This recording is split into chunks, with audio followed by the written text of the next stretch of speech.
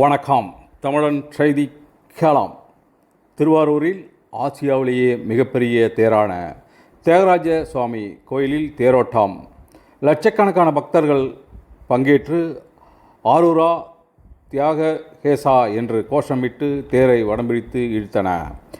சைவ தலங்களில் முதன்மை தலமாக விளங்கும் திருவாரூர் தியாகராஜ சுவாமி கோயிலில் பங்குனி உத்திர திருவிழா கடந்த 27ஆம் தேதி கொடியேற்றத்துடன் தொடங்கி நடைபெற்று வருகிறது. தினந்தோறும் சுவாமி வீதி உலா காட்சிகள் நடைபெற்று வருகின்றன.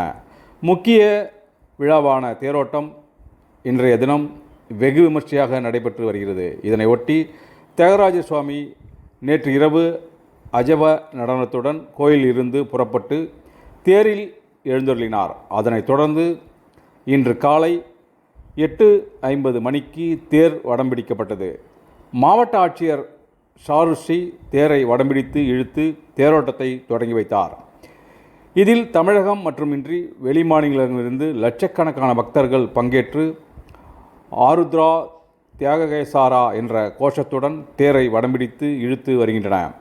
ஆழித்தேர் என்ற பெயருக்கு ஏற்றார் போல இத்தேரானது 96 அடி உயரமும் 350 டன் எடை கொண்ட பிரம்மாண்டமாக ஆடி அசைந்து 4 ரத வீதிகளிலும் வலம் வந்து கொண்டிருக்கிறது. இதற்கான முன்னேற்பாடுகள் மாவட்ட நிர்வாகம் சார்பில் செய்யப்பட்டுள்ளது. மாவட்டம் முழுவதிலிருந்தும் பொதுமக்கள் எளிதாக வந்து செல்ல பல்வேறு வழித்தடங்களில் பேருந்துகள் இயக்கப்பட்டு வருகின்றன. போக்குவரத்து வழித்தடங்களில் மாற்றம் செய்யப்பட்டுள்ளது. மேலும் பாதுகாப்பு பணிக்காக 2000 காவலர்கள் ஈடுபட்டுள்ளன. தீயணைப்பு வாகனங்கள் மற்றும் தீயணைப்பு வீரர்களுக்கு பாதுகாப்பு பணியில் ஈடுபட்டுள்ளன. தேரோட்டத்தை ஒட்டி திருவாரூர் மாவட்டத்தில் உள்ளூர் விடுமுறை அளிக்கப்பட்டுள்ளது. முன்னதாக விநாயகர் முருகர் தேர்கள் அதிகாலை வடம் பிடிக்கப்பட்டது.